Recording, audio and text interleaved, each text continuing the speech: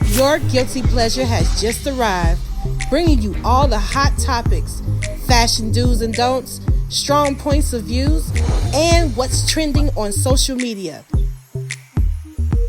This is Chasin Chat with your hosts, Sean and Brooks, Conscious Lee, Darren, Trail, and Reese G. Now, let's get to chat. What's up, everybody? It's your boy Derek, and welcome back to another episode of Chasin Chat. And you know we've got a lot to talk about this week. How y'all feeling? I'm feeling. Y'all look great. Hey, feeling groovy like an Austin Powers movie. Foxy Cleopatra, I'm a whole lot of woman. Yeah. Y'all remember when Beyonce said that? I'm Foxy Cleopatra and I'm a whole lot of woman, sugar. I think that was the best Austin Powers movie. Well, I'm glad everyone had a great week. Why don't we go ahead and jump into, we got to chat. Why don't we go ahead and jump into some hot topics? Let's get started with hot topics. So, this week that was in the news was something that I thought was very, very interesting, but I kind of saw it coming. No tea, no shade. The whole idea of now everybody that's going to college or going to school has to get vaccinated just to be admitted to school. It reminded me, like, what's the shot that you have to get in school? What The immunization shots. Your tetanus shot, your immunization. So now they're saying that you have to have a COVID vaccine before you are admitted to any school, especially college. What y'all thought about that? Let's chat about it. Oh, no, ma'am. No, ma'am. Well, colleges do this across the country already. It's not, of course, this is different times with the COVID-19 vaccines, but just like, the measles and the tetanus shots, those are required vaccinations. It's just one of those things. Everyone is just super skeptical of COVID-19 vaccinations right now, especially with the most recent reporting of blood clots with the Johnson & Johnson vaccine. So, I don't think they can technically make them do it though, because unlike schools where children go, you don't have to go to the university. I think that the coronavirus and the corona pandemic is going to create a lot of new norms. Don't get me wrong. I feel like us as people of color, we should always have a little healthy skepticism. But I think we should always got to contextualize that in the reality that we live in. And me being as somebody that work at a university, I know the last thing we want to have is a coronavirus outbreak at the university that it literally impacts how people are able to go to class, how we able to get funding, how we able to literally go pay our bills, how we able to make where people are able to get their little upper mobility. So I see it as it literally being a part of the new norm. I never even asked you and followed up to see how you was doing actually when you had yours done. Yeah, I had mine done. I'm good. You feel me? I'm good. And the one I had was the one that's been controversial in the news, the Johnson & Johnson. Really? That's the one that I got. Yeah, definitely. You or someone you know has been administered COVID-19. Hey, my kids and might be good. They're gonna be signing up. They're gonna be up. That's the reason why he did. Johnson & Johnson, gonna give him the money. But but in all seriousness though, I seen the risk. You feel me? And it's just like, there's a whole bunch of I think it's been like 2 blood clots that cause death. And then we keep it in the stack. I know we're gonna get into talking about gender politics.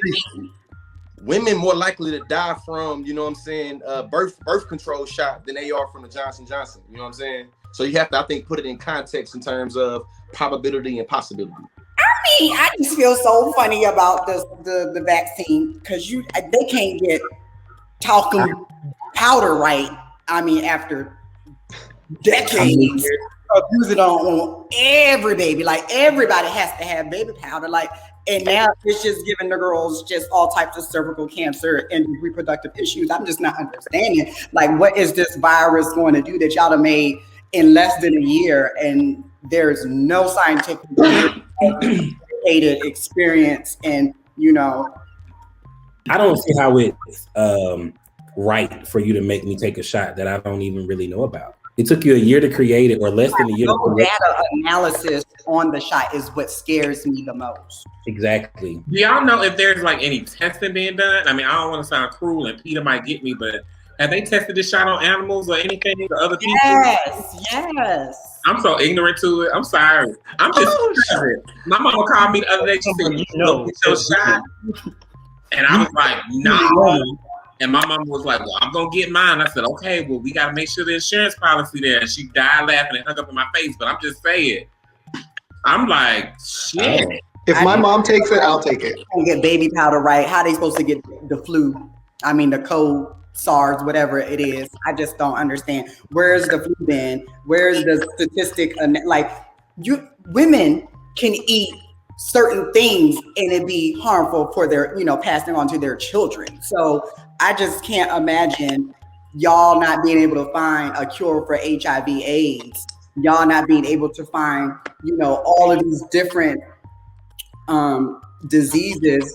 And then COVID, this technology is just so great now that boom, here's the vaccination. I'm just like, I don't see it, because if it was that easy, why are all these other things? Where is cancer? Why are we not?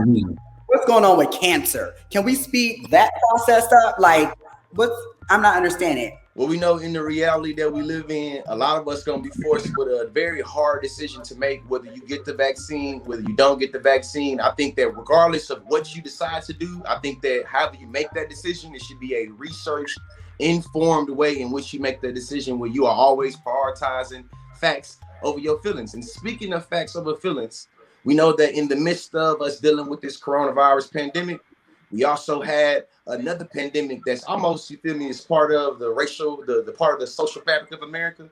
You feel me? This racial police brutality thing. Over the weekend, we know that Derek Chauvin, I know the weekend, a couple days ago, actually, this has been this week. A couple days ago, we know that the Derek Chauvin trial came to a conclusion. And we seen that he was charged on all 3 accounts. I'm curious, though, before I give my perspective, what are y'all thoughts? They better had did that, or else every downtown in this they was gonna be on fire. Literally, they better have got him on. The verdict better been guilty. I need my looting shoes. Looting. They were just gonna set a fire to. They don't even want the loot. They just gonna burn everything down. It's Target for me. It's Equifax and TransUnion for me. So I think for me, I'm glad that it took us to actually, rally, but it should not have had to take that, because police officers are getting away with this. Can I just mention what the charges were and what the names of the charges, each charges?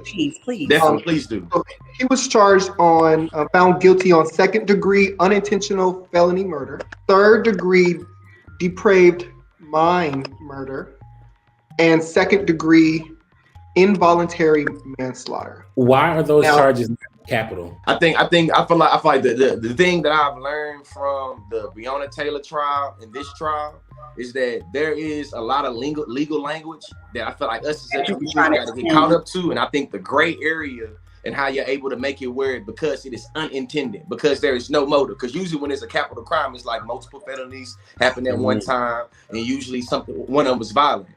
Usually it's already implied that motive is in that. You feel me? In this one, all 3 of those charges, you see that motive is literally taken out, unintentional manslaughter. So to me, and I'm no legal scholar, but I feel like I know a little bit about the law, and I feel like from my perspective, that's one of the reasons of why it's not capital, because that gray area of unintended.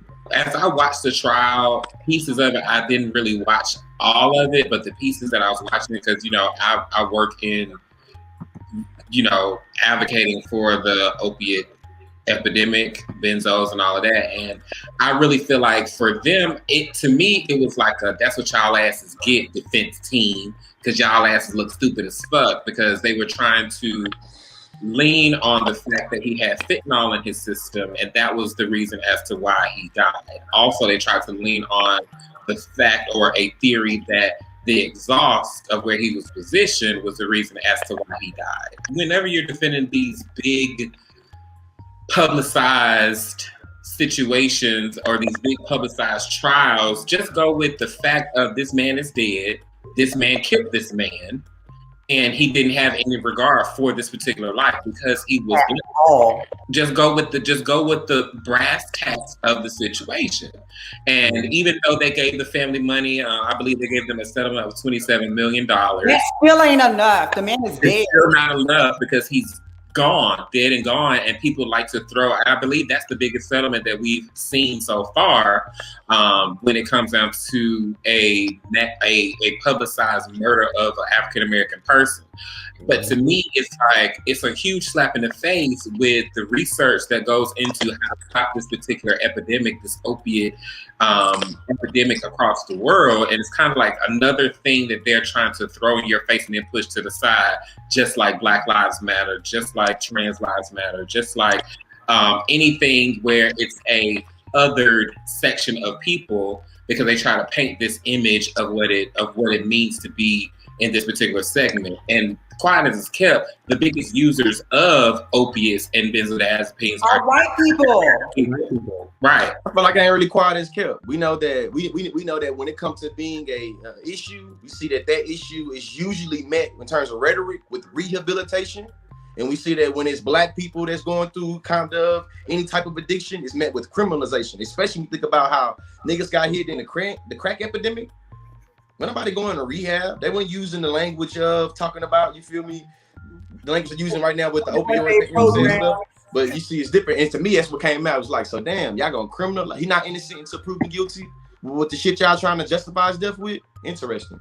I'm glad that the verdict came out guilty on all, and I think that people need to understand that this is not justice. This is accountability. This is the first time, that we've seen in a high profile case as such with, people of color that has gone through this policing issues of family members being murdered and them actually receiving some type of not justice, but accountability. And when I say that, because I mentioned that when I made a comment on someone's Instagram, and I've been being attacked all day long with people saying that this is justice for their family. Justice is when it is afforded equally to us all without any question or doubt. You know what I mean? This right here gives them closure. Yeah, definitely. All right, guys. I know that topic was a little heavy, but I want you to hold that thought, and we'll be right back after these commercial breaks.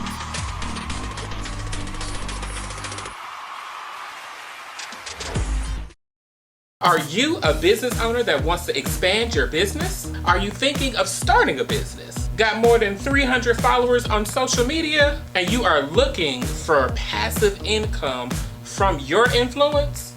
Make sure you go right on over to hbbmarketplace.com. They have some vendor lists for you that are like no other. I trust their vendor lists, and I want you to do the same. hbbmarketplace.com is most definitely the place you need to go to figure out things such as drop shipment, getting personalized label for your products as an influencer, and even how to get your products in big retailers like Walmart and Amazon. Make sure you go right on over to www.hbbmarketplace.com and further your business journey today.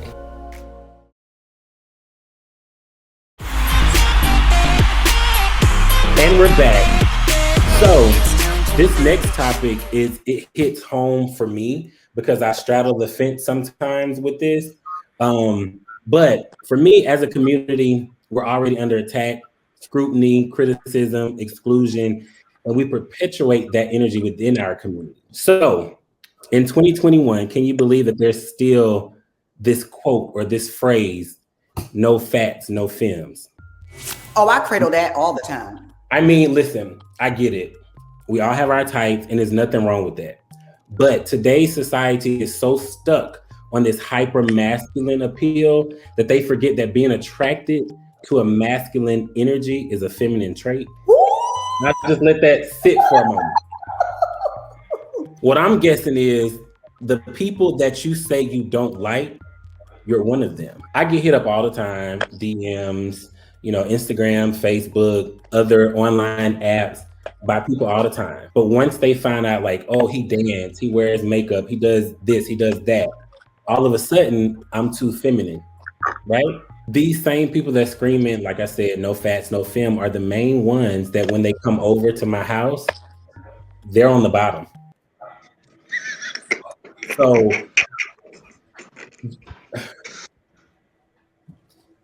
I just want to chat about it.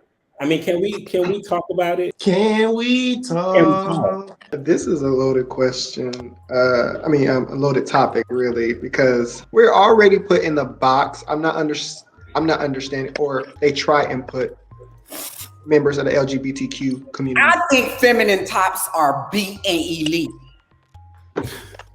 What's wrong with a feminine top? It's nothing. Absolutely nothing wrong with it. Nothing. That's what I don't understand. How these guys have this mindset. Guys hit me with the same shit too. And I'm a whole trans woman. When I be on them gay apps and shit, like, bro, I don't even respond or like I don't outreach. I don't send niggas messages. I literally just have my account and I have incoming all day. That's all I do, right? But if I view my profile, you can see who viewed your profile. And if I go to their profile, that means it's going to show up that I went and looked on their profile. And typically it be the same men that say, no fat, no film. Why are you looking at my profile? You can see clear as day. It is nothing but boobs here. It is nothing but body. I got hair and makeup, lashes for your nerves. So why is you coming on my profile even still? You're going to miss out on the person that you're probably meant to be with because you're so hung up on no facts and no films. Okay.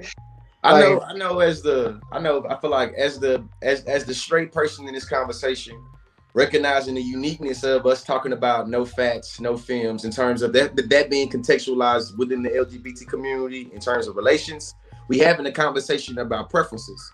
You know what I'm saying? And I think that I would argue every day of the week that 9 times out of 10, your preferences are structured by oppression. We all been conditioned to value certain body types. We've all been conditioned to have certain value on certain personalities.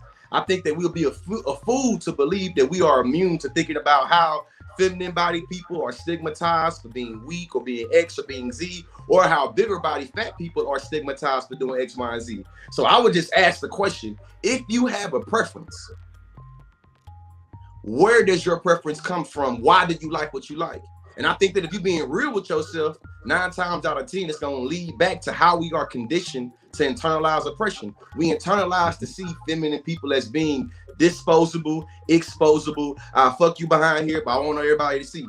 That's literally how we're conditioned. And I think that a preference is usually sustaining some oppressive shit. You feel me? Even think about it in a straight context. I know a lot of fellow straight black men that'll be like, I only want to be with a light-skinned woman, or I only want to be with a white woman, or I only want to be a woman that has this particular body type.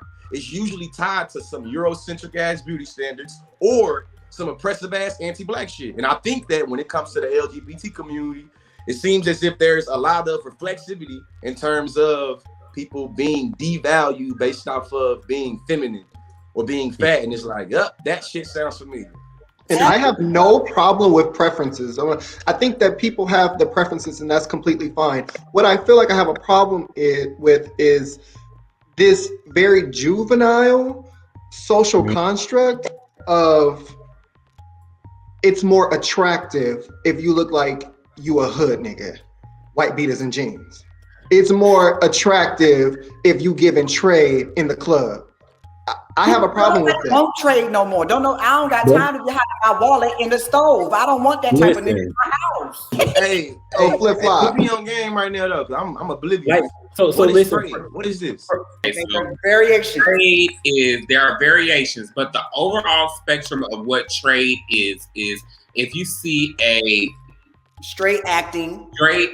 masculine guy that looks like he's from the hood outside, that's trade. He doesn't have to be poverty. They're collegiate trade as well. you know, So athletic. like most overall stereotypical, like how Kentrell is what he's giving tonight. You know, the fitty cap, the the grills. that Trey is a guy that is not suspected that he is into alternative lifestyles. There you go. Okay, say less. I got it.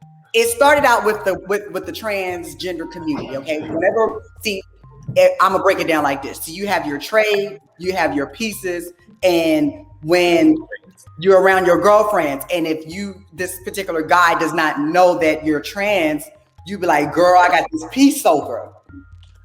You get what I'm saying? I got this piece over, girl. We just watching it's Netflix and chill, but girl, he trying to get up in my panties, girl. So he don't know my tea, but girl, I'm gonna push you through.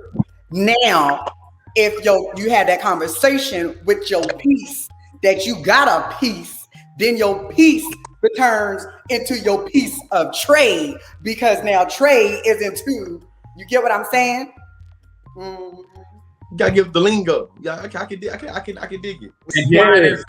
If you want to be all the way real, I'm not finna fuck no 100% masculine dude anyway. I need a nigga that's in touch with his feminine side. I need a nigga that's finna fuck me, suck me, and then when we get done, flush the condom and sit on the bed and listen to Beyonce together. That's what I need. Okay. Exactly. That's what he's 100%. We all know versatility is top tier. The trade will take your personal finances. Your pussy, your pride, your purse. Your penis. And what was the last P? Your pride. Your purse. Pride. Your purse, pussy, your pride. Your pride. Your pride. Your pride. Well, I'm not going to be prideful because Kim Kardashian, let me tell you, she is the first woman of her kind. When I tell you she has paved the way, it's been 20 years that she's been on TV, reality TV, has become a billionaire dealing with a divorce all simultaneously. This is the ending season finale of her run on Keeping Up with the Kardashians.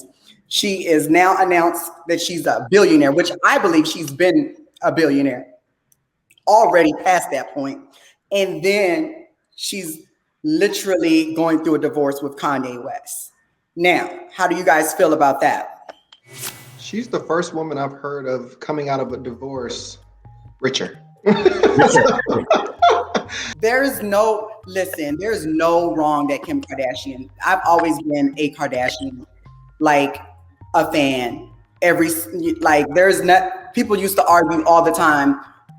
What does she do? What's her talent? You don't understand business, then you don't get her. You don't get her. It's Kris Jenner. It's the Jenner Enterprise for me, where she made sure every daughter, every child in her family was literally taken care of. And Kim always been number one. Kim always been the prettiest. Kim always gonna be the richest. Kim is always gonna be number one, period. But watch Miss Kylie Rudo. Watch her come. Hey, Kylie technically was an official billionaire before her. Yes, Kylie was a billionaire before her through her cosmetic the Kylie Cosmetics. Who set her up for that? Yeah, Kim definitely set up for us. She definitely set up for us. But I seen an interview where Kim was saying that she made it a purpose to tell Kylie that once you start getting a whole bunch of promotion deals coming in, you should create your own product instead of doing what I did and signing all these bullshit ass contracts and making it where I've been in the industry for 10, 15 years. Yeah. And it's not until year 15 where I'm able to push my own products. I like how Kim, I love their dynamics of how they handle everything. They talk. When they argue. Their arguments be so funny to me. That's why they make great entertainment, because people don't understand how to be family. And they literally are a close-knit family. The money is there, the beauty is there, the brains is always behind the scenes working nonstop. Kris does not play with them girls at all. Yeah. How do y'all feel about the divorce though with Kanye? Because they said, they said Kim was a hoe. And I mean, it's been damn near a decade. Kanye is a little weird to me. Normalize moving on when you're not happy. Normalize moving on when you simply had enough. Normalize if you can't take this shit, then Jeffree Star just got a little cabana right beside yours in Colorado or Utah, child. You know, just normalize that it's okay. Wow. I'm sorry. Okay, y'all. I didn't mean that, Kanye. I apologize. I know you didn't see the best of the trans women. If you see this, you know my line is always open.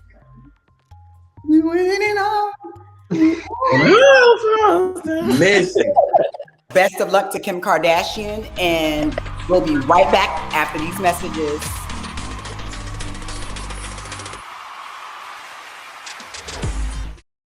Welcome to DJ's Catering Company. Cutting edge quality and outstanding service. Due to COVID-19, all staff practice social distance. So you can go by our website at any time and order today. Come check out our menu. Seafood po' boy, fried catfish, fried shrimp, popcorn shrimp, our famous catfish. Or you can come by and get a platter. Jumbo tail of shrimp, seafood platter, catfish platter, smoked ham, beef tips and rice, turkey wings, pork chops, ribs, sliced beef, Polish sausages, or hot links. All platters come with a choice of 2 sides. Or you can come get it by the pound. If you got a sweet tooth, we specialize in desserts. Banana puddings, peach cobbler, whole pie, sweet potato pie, whole cake, chocolate, rum, selma, pineapple, or strawberry. You can contact us by email or phone at devin5820@gmail.com or by phone 469-661-7713. Location 1625 Grisby Avenue, Dallas, Texas 75204. DJ's Catering Company.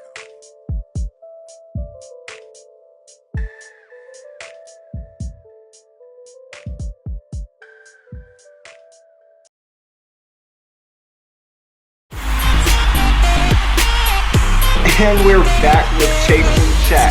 But I want to go ahead and move over to another topic that has pretty much been all over social media lately. Yeah, we know that today, you know, in Chasin Chat, these chats is always filled with reality.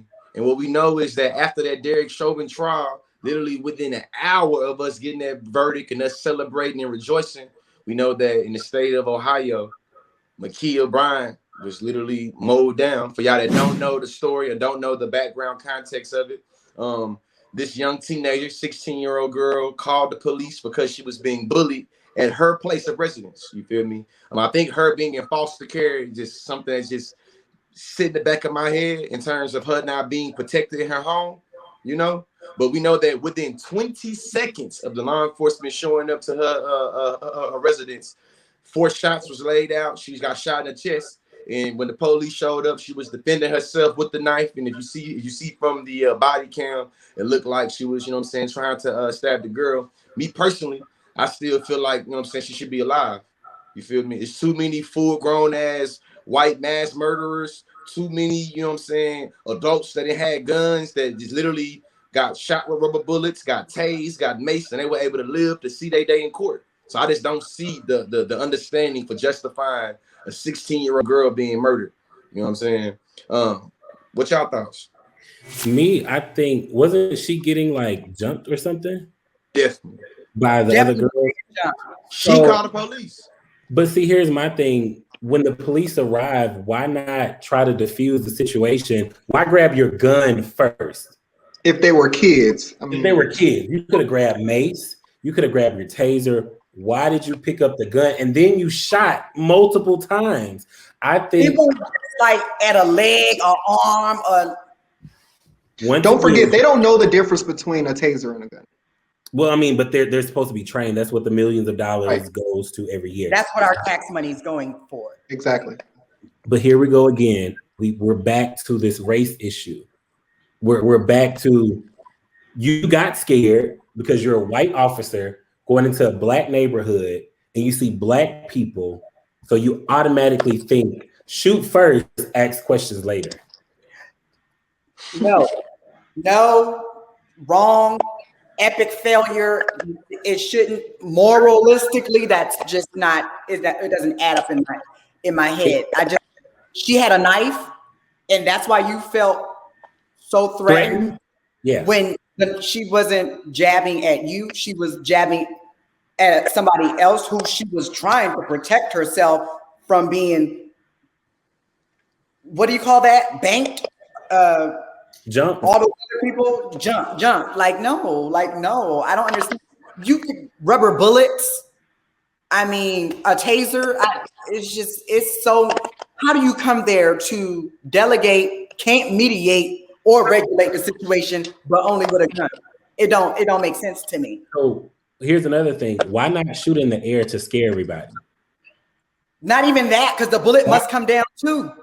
Right, but why aim it in a direction of children? Or not a leg or an arm, or it's like literally why 4 times in the chest. Because to be honest with y'all, I'm curious to this from y'all. We already know it's gonna be certain people that justify black people being murdered by the police. We know we ain't gonna be surprised by that. What do y'all say to the people in our community that is justifying the death of this little girl? What do you say to those people? What is it justifying? I haven't seen any.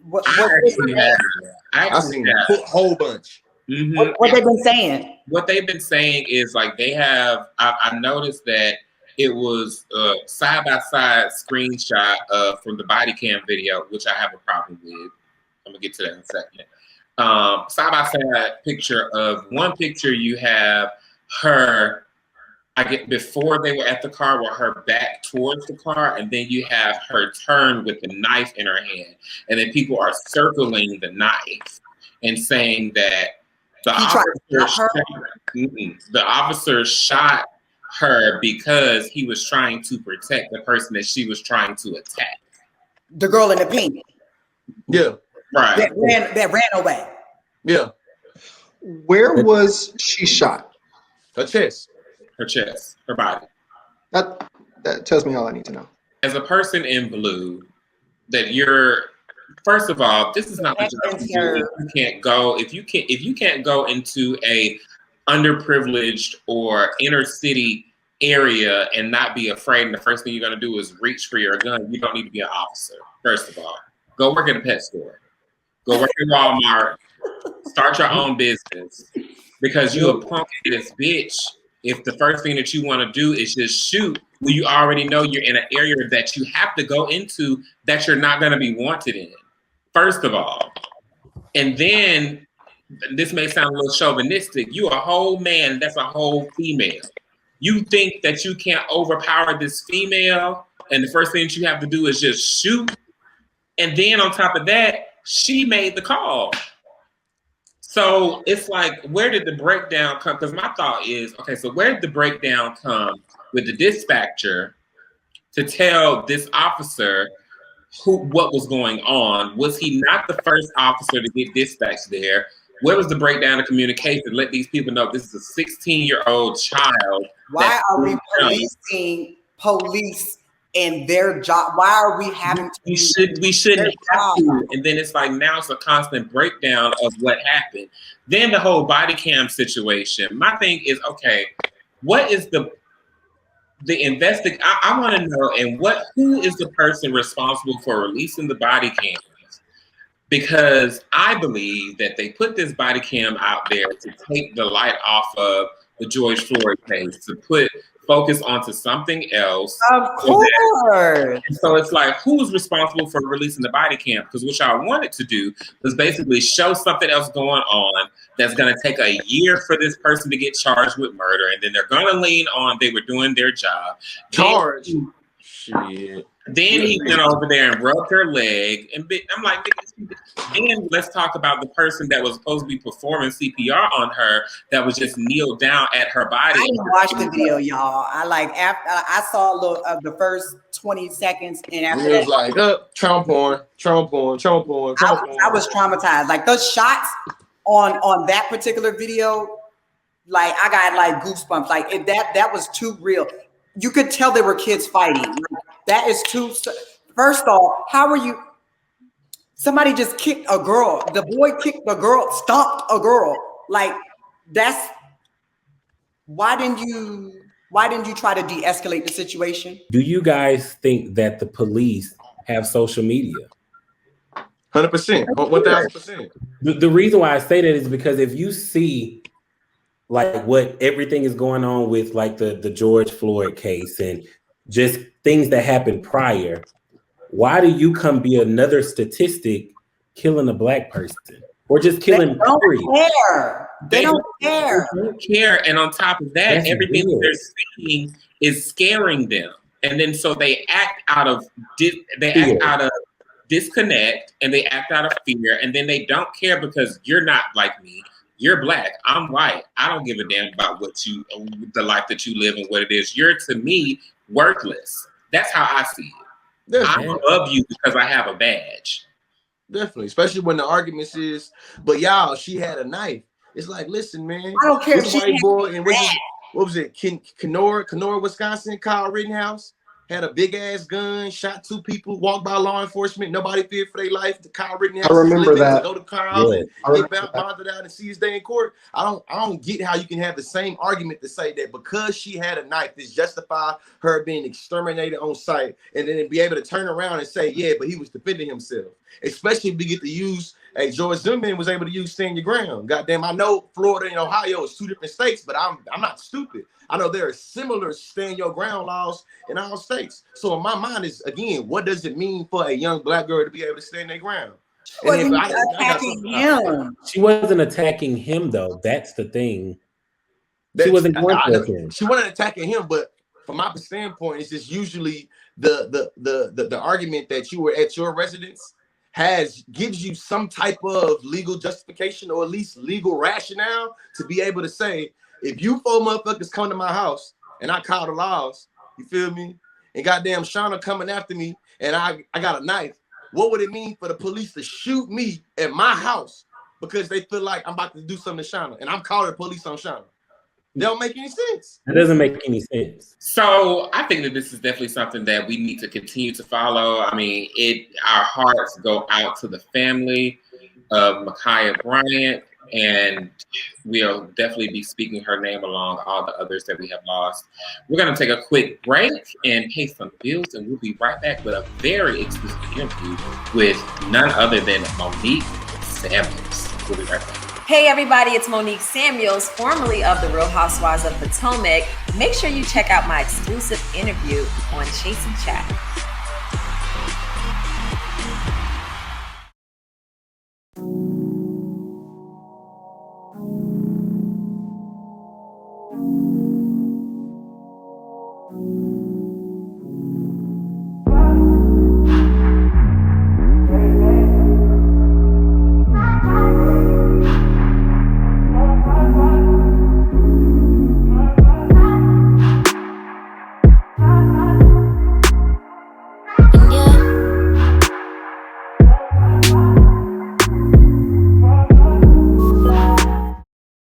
This is our Mason, and you're tuned into Chasin Chat. You can stream my single, Fried Dough, featuring Earth Tone, on all streaming platforms.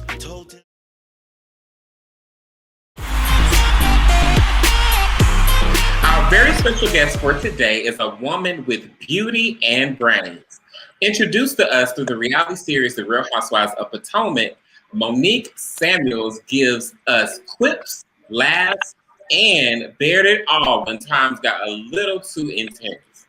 After gracefully departing from Real Housewives of Potomac, Monique is still on the rise with her company, Mila Eve Essentials, a company that believes in discovering the beauty of pure essential oils.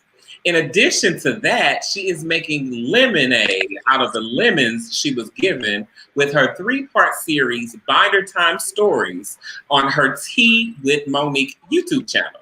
Chasin Chat welcomes none other than Mrs. Monique Samuels. I appreciate that. I sound good on paper. Shoot. I was about to say, Reese, like, you sound good. Thank you. Thank you so much for joining us. How are you doing today? I'm good. Look, I'm in between interviews and I'm like packing me Leave Essentials and then I'm running to the next one. So yeah, it's just another day in the life, you know. It's good. I feel good. I feel blessed. And I'm so thankful to be here. Oh my gosh, thank you so much for joining us and taking time out of your schedule for us at Chasin Chat. Let's get right to the interview. So Monique, give us the deeds. How have you been since the airing of the Real Housewives of Potomac reunion? I've been good. I mean, as soon as that episode aired, that third part, I hit send on my email quitting, and I've not looked back since. And I feel refreshed.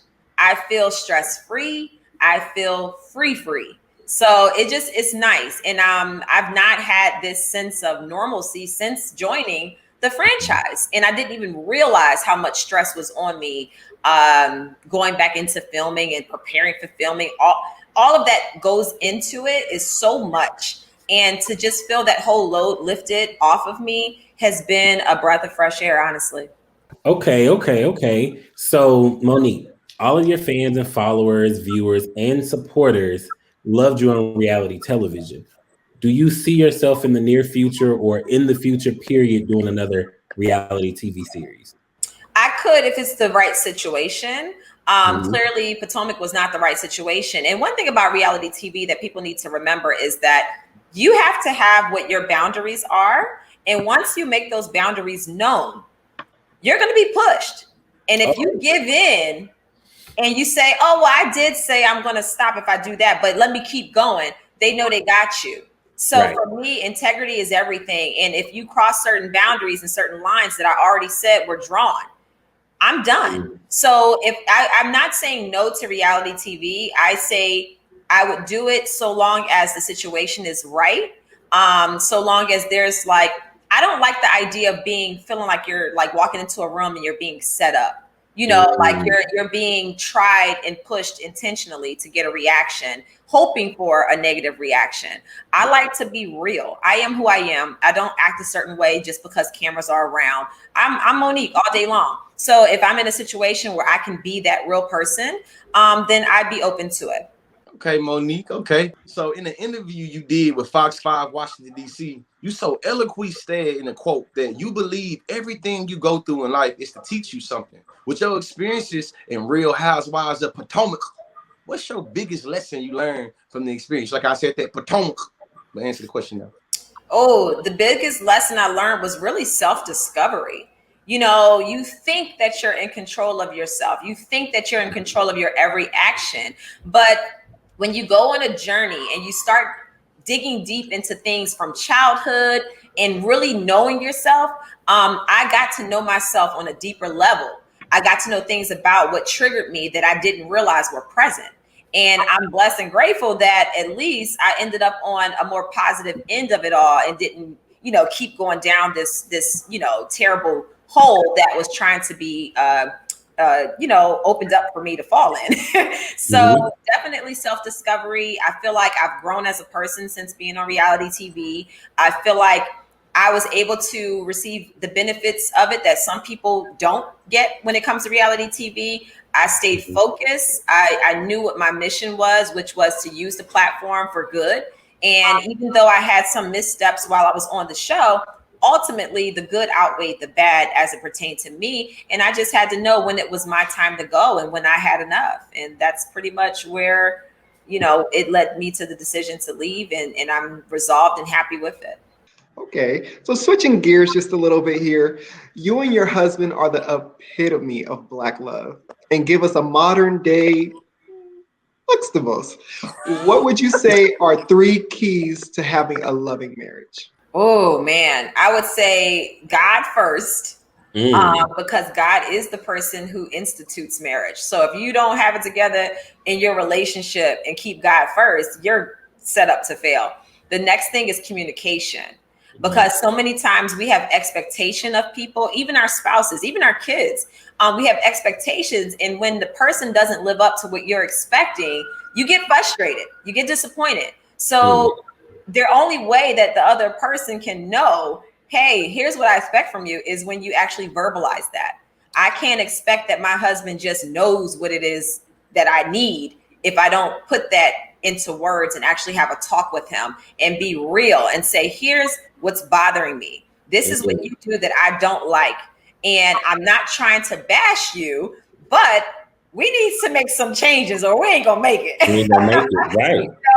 And the third thing, let's see, we have God, we have communication. The third thing would be to have a forgiving and open heart.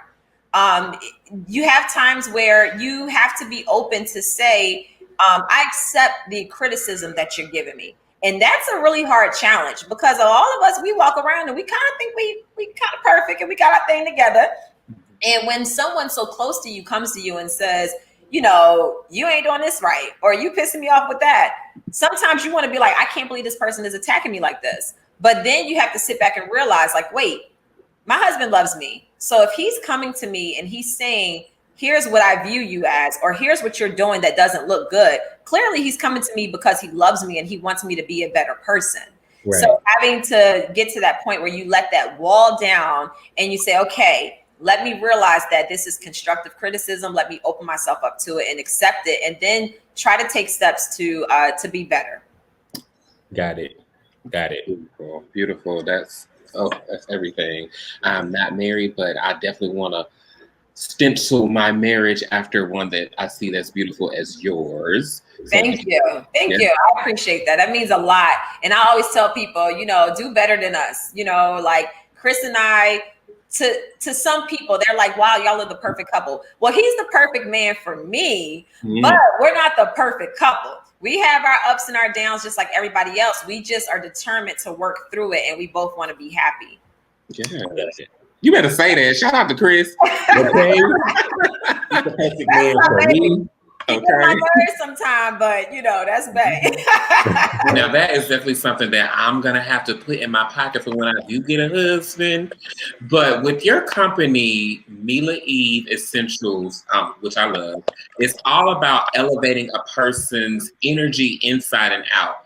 With your 100% pure therapeutic essential oils, what would you say was your number one driving force to starting the company as a whole? My fan base, my following, my supporters, however you want to sum that up, anybody that's Team Monique, they are the reason that I have Mila Eve Essentials right now. I had no intentions of starting an essential oils company. Never even thought that it was something I wanted to do. But so many people kept pushing and saying, I want to buy your oils, that I said, okay, let me go ahead and investigate this. Let me look into this.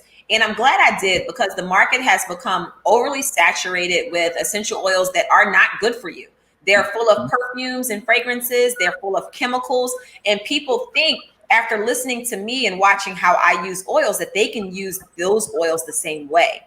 And it kind of made me a little fearful. I'm like, wait, I'm promoting essential oils. I don't want people going out there messing themselves up. So I was in a position where I said, let me go ahead and do some research, figure out how I can tap into this industry. And I'm glad I did. And we offer 100% pure therapeutic. And one thing that was major for me, when you look at the price margin of other oils that are pure, it is so expensive. And I said, look, I want my people to be able to afford this. I want people to be able to purchase these essential oils whenever they see fit, and it's not breaking their arm and their leg to get it. So I made sure that I priced it very competitively with others that have the same quality. And I'm being blessed 100-fold for it. People are like more interested in oils. They love that the least expensive oil in my store is $6.99. Yeah, that's for orange essential oil, which is a mood booster. It's good for you. It's vitamin C, literally. It's good for your skin. It's good for your hair. You can use it in so many different ways. So when people say, well, I want to get something, I'm like, you can get something for $6.99 and you can still walk away feeling like great, you know, and feeling like you're adding something to your health cycle that will benefit you wholly. So I just, I was pushed into this. Yes, and I'm glad. Now, as a mother of three, I know you must feel there are certain things that has to be said and taught. Do you have conversations with your kids about what's going on in the social climate of the brink of civil, unrest and unjust that's going on in the world today? Yeah.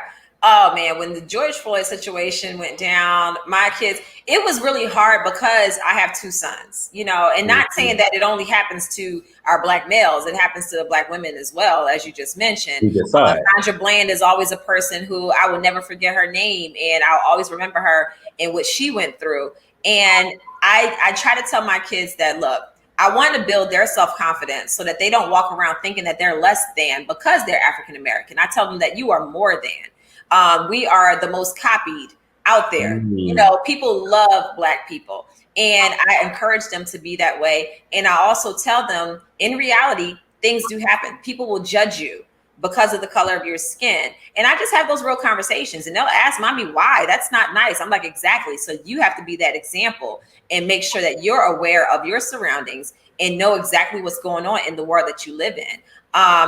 When it got to a point where we would be in the car, and if a cop drove by, they would get so nervous. And I would have to tell them, like, you know, I have friends who are cops, you know, so I'm like, not all cops are bad, but you do have bad apples, just like any situation, you know? So I just try to encourage them to just be open-minded and just realize the atmosphere that they're in whenever they're out and about. Use good judgment. It's the only thing that I can do. You know, it's like my main thing is I'm going to build up your confidence and your self-esteem, and I'm going to make sure that you're aware so that you're not walking around here thinking that you just have all this privilege in the world just because of the area that we live in. No, we're still African-American people, and we still have to keep our eyes and ears wide open, but we can still be examples and be leaders in our communities. And that's what I try to instill in my children. Okay. So, Monique, married person to married person, and then you being married to a man of color, do you have conversations about how to deal with the police with your husband? You know, it's a scary world we live in. And one thing that he even taught me, he's like, look, when a cop pulls you over, put both of your hands up on that steering wheel, roll the windows down so that it's light coming through the car. So it's like we just try to do everything that we can do within our own power. Because I can't stand when people say, well, you should have listened to the cop, or you shouldn't have went off. And to me, there's times where that doesn't even matter. You can do everything right. You know, so it's difficult. It's really hard when you feel like it's like a catch-22, you know? So it's like, look, I'm gonna just try to do everything as right as possible and just, you know, pray that God, you know, will just hold me down, you know, but at the same time, I don't want to walk around in fear either, you know, so I'm not going to allow someone to disrespect me just because you're wearing a badge, you know, so it's just that fine line. And I'm always like, my husband, whenever he does leave the house, we're always texting, like, I'm on my way back, or I'm here, or I'm there, just making sure that you're good. But it's been a while since I had any encounter with a police officer that is actually working. Like I said, I have friends and family who are in the armed services and everything like that, in the police department and things like that. But it's just like we have the conversations even with them, with police officers, and we want to hear both sides. Like I have a friend who's a cop, and he said that when we're pulling people over, he said, trust me, we're nervous too. We don't know what that person has in that car. So it's like trying to see both sides of the picture, you know, and we have these deep conversations, and hopefully through those conversations, he's learning something about us. We're learning something about him and his job. But one thing that I always say to people, we wake up Black. That's who we are born to be. We didn't choose to be Black. That's just how it is. Yes. You chose to be a police officer. You chose and signed up for this job. So it's two different situations happening here. So just remember that. On a lighter note, social media has dubbed you as the queen of the receipts. Now, I'm a fan of receipts myself, so I love a good receipt. Now, you have produced a 3-part series called BinderTime Stories. Part 1 and Part 2 is out now. So what can we expect from Part 3? Each part gets better and better. So if you enjoy Part 1, you enjoy Part 2. Part 3 is when I'm going for the jugular. And I'm just like, I don't care. Right. I'm done. And really the main reason I created this series is because of the requests. People were like, release the binder, show us, you know, every page that's in the book. And I'm like, well, I'm not going to do that. But I came up with a creative way to give you a little tea. And I'm not going to tell you who the tea belongs to. You got to figure it out yourself. and figure out, each line. I may go from talking about one person to the next person in that same line. That's why I love the whole crack the riddle behind it. Part 3 is pretty much summing up everything, and I give you an overload of a little tea that you're gonna have to decipher yourself. And it's like, I go for the jugular, like I said. I use this as a way for me to have closure in walking away. I'm a creative person. Everybody knows that. I enjoy writing, rapping. I enjoy turning things into a rhythm and a rhyme. And that's what I was able to do with BinderTime Stories. And I love that it's so dramatic, but then there's parts where it's hilarious. It's just like flat out funny. Even when I watch it and I'm like looking at myself trying to be serious while I'm like doing each taping, is so funny. Because I'm just like, I'm so petty. I own it. If you ever are around my family, people who have known me like growing up, they get it because they know how me and my family are. We joke about everything. So it's just really fun. It's very enlightening. But the third part, ooh, Lord have mercy. Well, we want to thank you for joining us here. Everybody, give a round of applause for Monique. You can find Mila Eve Essentials, her products at www.milaeveessentials.com. You can also capture Binder Stories on Monique's YouTube channel, Tea with Monique Honey. Make sure that you subscribe and follow her on Instagram at Mrs. Monique Samuels. And we'll be right back to Chasin. Right back. Hey, it's Monique Samuels. Make sure you visit my website, www.moniquesamuels.com, for all things Monique in order to purchase my potty training book. If you want to visit Mila Eve Essentials and shop essential oils, or if you would like to be connected to my YouTube channel, Tea with Monique, make sure you check out my website, moniquesamuels.com.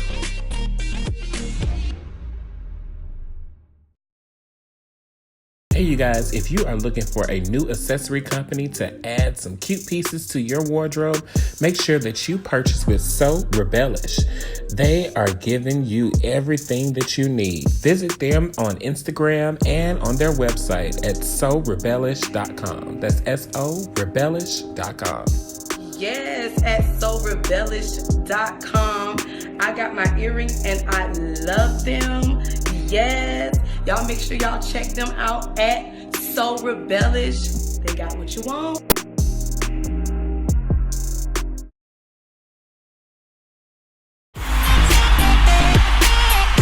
All right, and we are back with Chasin Chat. Now let's go ahead and dive right into some social media challenges. You know I'm always up for a challenge, but I don't know.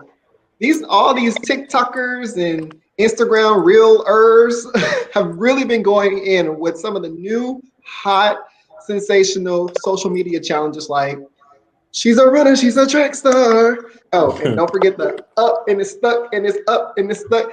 And the bad girl challenge, the bust it challenge, as well as the the I'm so pretty challenge. Can't forget about the body yaddy yaddy yaddy yaddy challenge. So I want to ask you guys, what's been your favorite social media challenge so far? Oh, I love the silhouette challenge.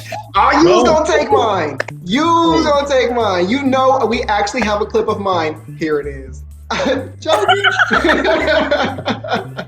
Well, we actually do have a clip of my favorite one, the I'm so pretty and he like that. So we can actually cue my clip because I was beat. Okay. Yeah. Well, I mean, I saved the best for last for my silhouette challenge. Yeah, I feel like right now because I really be on TikTok. Y'all just named all of like last month's trends, 2 months ago trends. You know what I'm saying? Like now we got, you feel me? We got some new trends going on right now. What's the new one? Boy got one jumping with the soldier. She make it clap, clap, clap. She make it clap. Cause I don't know y'all seen Santana. Oh, I know what the Busty Rhymes is out. Yeah, that's one right there. And then right now too, we got the City Girls is up. It's time for the percolator. My dance. Time for the percolator. Money fight. These hoes want man. JT ain't. I think one of my personal favorite was, even though it's old, as Conscience said a couple months ago, was the Busted Challenge, as well as the Body Challenge. Those two, I just love. And you did both of them. I mean, I did a lot of them. You know? Shout out to Erica Banks. I would like to see it. I mean, it's right here. You can see it. Mm-hmm. Boom. So those are some of our favorite challenges on social media. If you out there dominated one of these challenges, make sure that you send it in to info@mychasinreality.com. And we want to see your challenges next week. We're going to post your challenges. But right now, we're going to take a quick break, and then we're going to come back with the read session for this week. Reading, honey. Reading is fundamental, damn it. Yes, it is.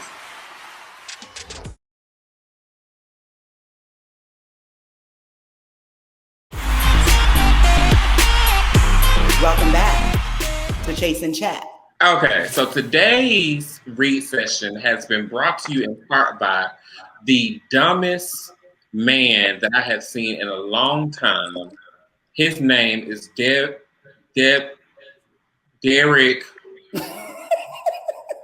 It's something like that. Derek. Okay. Let me tell you something, Derek. First of all, I hope when you go to jail, they go ahead and give you every piece of big black dick they can possibly give you while you're in there, so you understand the importance of making sure that you don't fuck with our people ever again. Get fucked every day you're there so that you don't continue to fuck with us. No, I hope they give you a blessing. Why you gonna give away our good dick like that? I hope they give you a sentence of the maximum so that you can continue to think about the mistakes that you made with one, trying to validate killing a black man, an innocent black man, and then trying to validate a traffic stop by not fully being competent enough to wear that badge of honor that you took the oath for.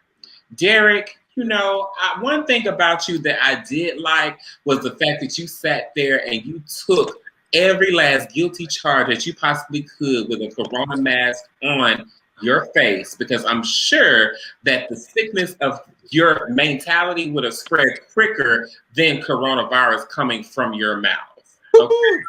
Everybody loved to say and like to poke fun at the whole I can't breathe situation, which was totally wrong. And I believe internally you did too. But now I hope that you can't stand up when you go to jail and get fucked up the way that you should. So my last piece of advice to you, Derek, is when you arrive at your cell, do your cellmate the utmost privilege. Since you're white, use your privilege at this moment to wipe off the toilet, to make his bed, and to suck his dick so that you can go ahead and show him how he's going to get it every single day. I like that. And that's my read session. Wow. This reading is what? Fundamental. So we had a great show this week, guys. It was very powerful. We had some good moments. We had some low moments. But most importantly, we had some teachable moments. In everything that's going on in today's climate, I just want us to just be safe, keep it real, and pay your bills. But just to wrap it up, coming to a close, always remember that dreams are valid and keep chasing them. But until you catch them, keep chatting with us. Chat with us.